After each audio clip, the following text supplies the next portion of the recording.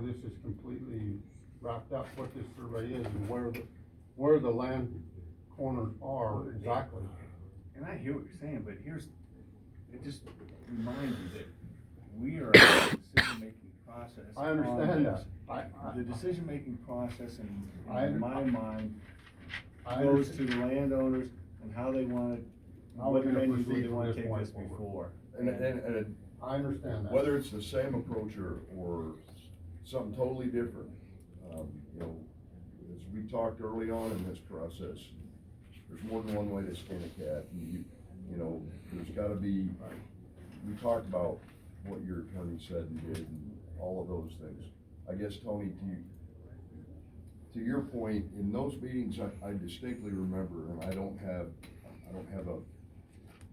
a tape recording of it. I suppose we could go back and listen to all of that. You know, I'm What not- I would say, no, and I'm not arguing with you either, I agree, it's interesting that pops up, but I distinctly remember people talking about an existing trailhead up there. And I remember that because I remember thinking, who in the world would want to access it that way? And it goes right back to what we were talking about, the steepness of that draw, and Well, yeah, I, I just for one, thought- I can see people in this room that probably tramp right up that mountain, not me. One more issue thinking about it though on that statute is, let's even say the legislature abandoned the access to public lands and waters. If you determine that road goes up there, let's even say just another 4/10 of a mile. Sub 4 says the board may not abandon a county road,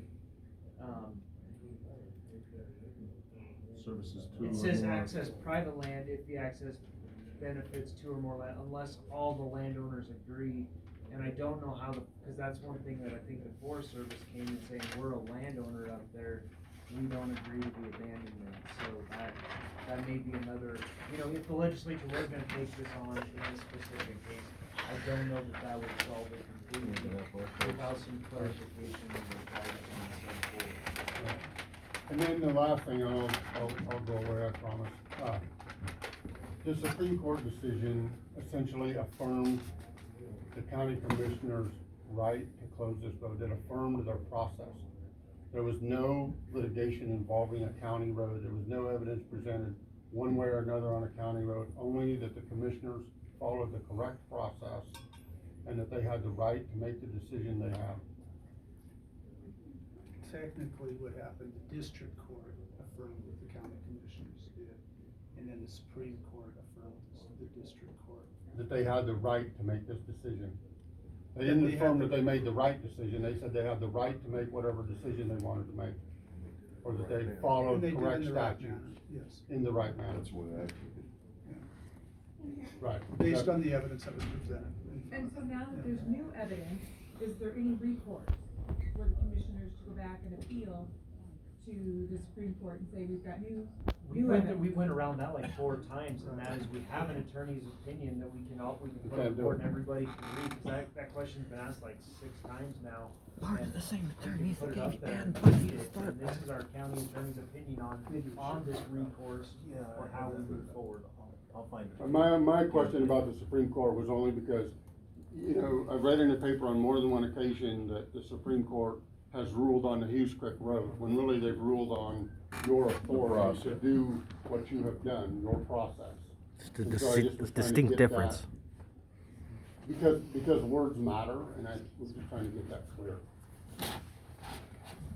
So our county attorney went as far as to say, the BCC cannot hold a second hearing on the petition for the abandonment. Any action taken as a result of the second hearing would be invalid and void.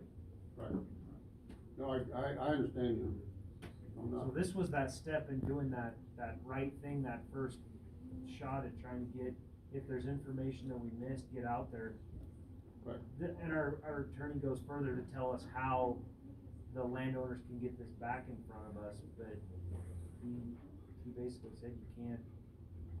Right, change your we just gotta decision. decide as a landowner, which I'm not one of, what you do next and essentially which horse you wanna get on or not. And I don't, at the time this letter was written, I don't think he was aware of the Right. claims, the patent claims that argument or I don't know position. that that's true. Right, but I don't know that it's relevant either, because of where we're at in process now. Right. The opinion is still the same. Right, that, Yeah. it doesn't change anything, just, Yeah. he wasn't gonna speak to that, cause that didn't affect the